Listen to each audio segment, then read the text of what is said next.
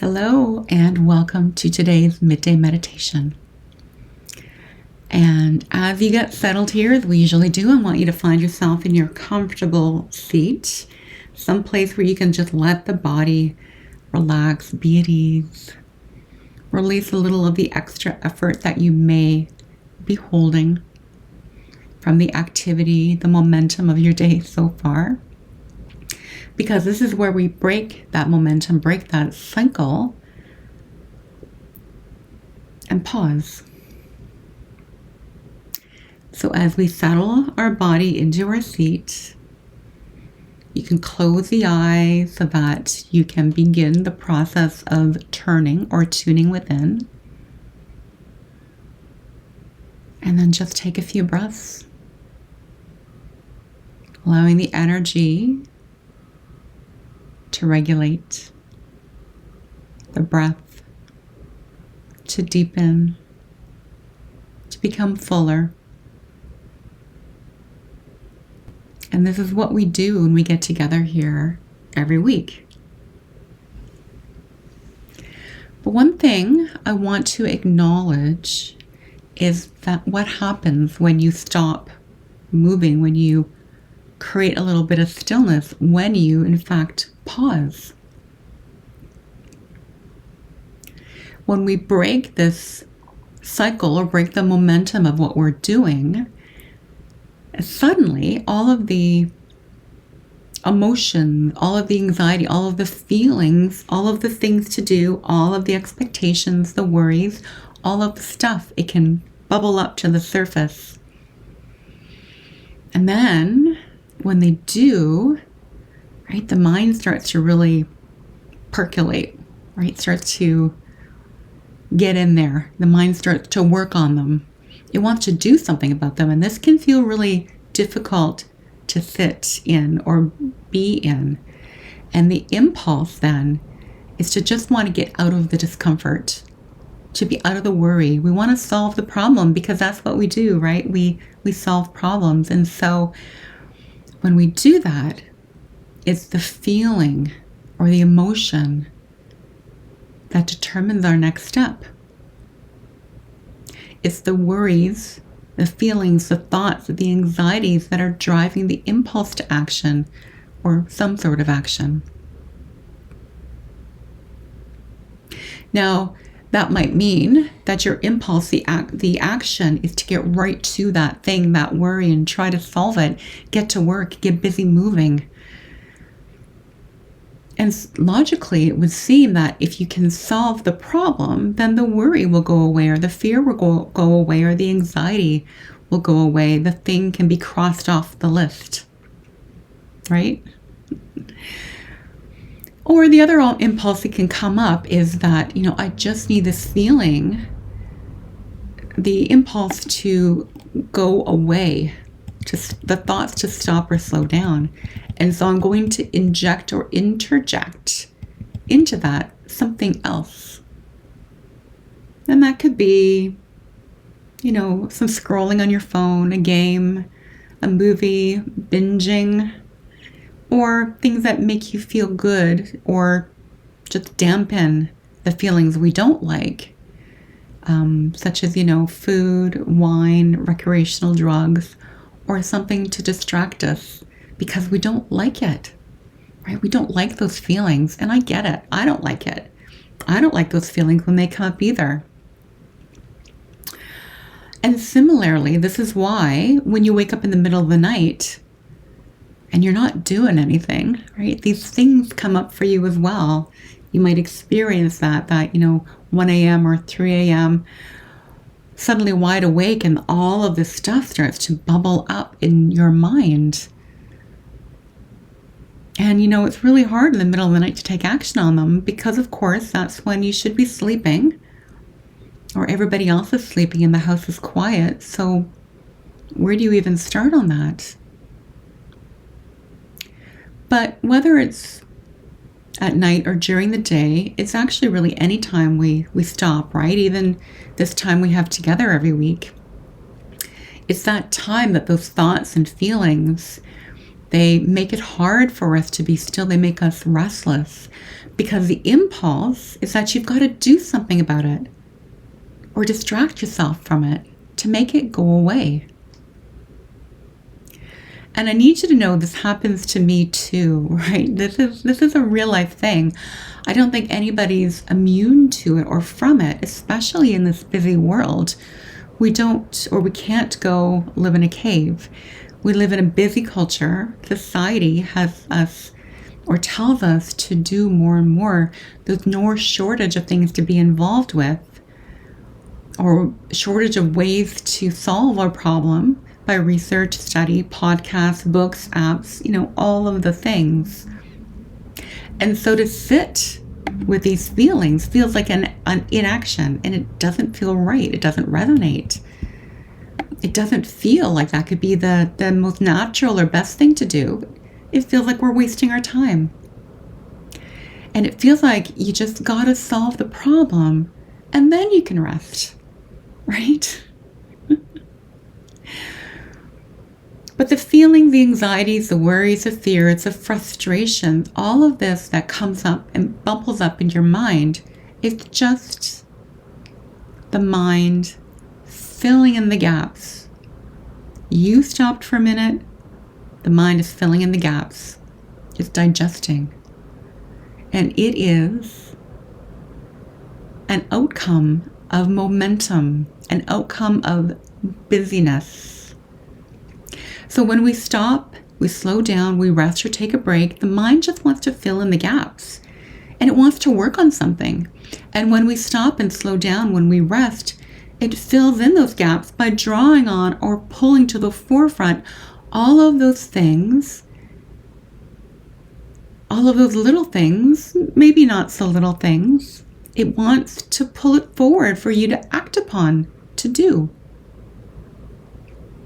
And especially when you've been busy, when you've been moving, it's when you take that break and you stop the momentum, the mind hasn't stopped moving. It's that slowing down, right? You've slowed down, the mind hasn't. It's like that big old rock rolling down a hill. It's gathering steam, gathering momentum. It's moving with you. It has been moving you. And so to expect it to turn off just because your body stopped moving, when you take a break and you're stopping the momentum, the mind hasn't caught up yet that you're stopping, that it's slowing down. So when you're taking a break, at rest, you're on holidays, you're on vacation, or like it's a Sunday, it's not likely that the mind is just gonna stop with you. That is the mind that is in momentum. And so what do? Because I know it's really hard to sit in the discomfort of it, especially when you've got something like worry, fear, anxiety, doubt, shame. When all of that is coming up for you, it's really hard to sit in it, to marinate in it. And I know that. It happens to me too, like I said. And it is an ongoing practice. And I'm also not saying that inaction is appropriate for something that requires attention, something that is in fact urgent. This is not a, throw your hands up and do nothing approach. It's not a matter of boundaries.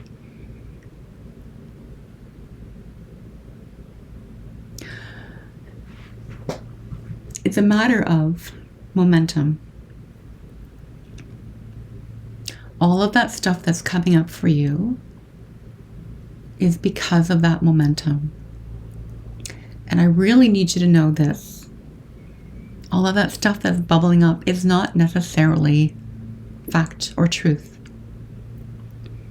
It is not something that all requires your immediate attention. It is the pull of momentum, and I cannot put too fine a point on that. And so the best thing to do, even though it's uncomfortable, and I know it is, but the best thing to do is to practice a little calm. Practice calm. It's not like you're going to stop the thoughts immediately. It's not that you're never going to have worries or doubts. It's not that you're going to stop the mind. The nature of the mind is to move. You don't have to stop the mind. But when we practice calm, we actually create a little bit of distance, some space between the action of it all and the flow of thoughts. And when we create that space, there's a little bit of dissipation, a little bit of slowing down of that momentum, which means that in that space, you can get some perspective. You can discern the important from the urgent. You can have clarity of which path is the best next action. In momentum, everything seems important, everything seems urgent, everything feels critical, and you can't possibly do all of those things, right? This is why our to-do lists never are done. It's what keeps you spinning. It's what keeps you in the rush. It's what keeps you overwhelmed. It's what keeps you burnt out. But when you can create that space, that little bit of distance from the noise of the mind,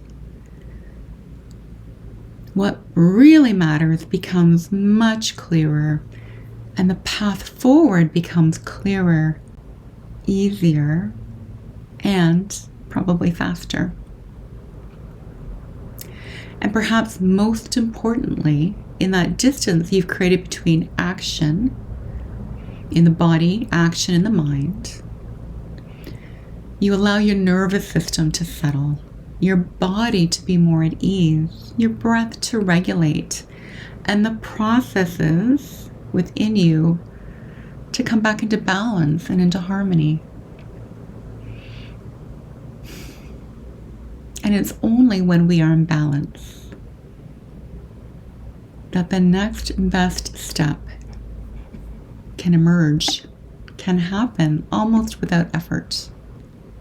And this is the difference in living with stress as your baseline or calm as your baseline.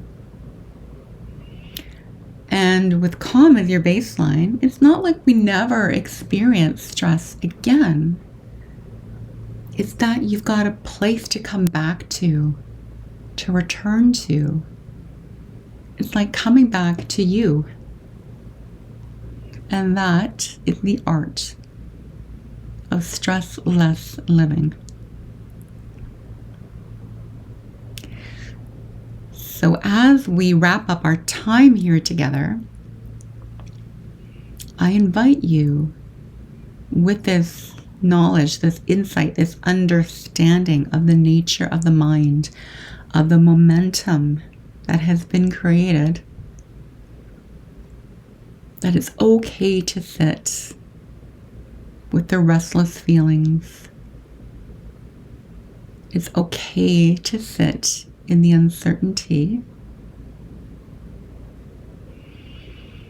and know with the next few minutes of stillness,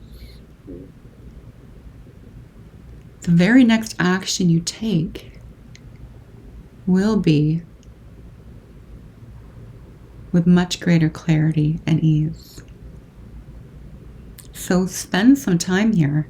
Don't just jump up because the video ends. I want you to really spend a good few minutes, at least a couple minutes, just being here. And until next time, my friend, I wish you such calm, such joy. Namaste.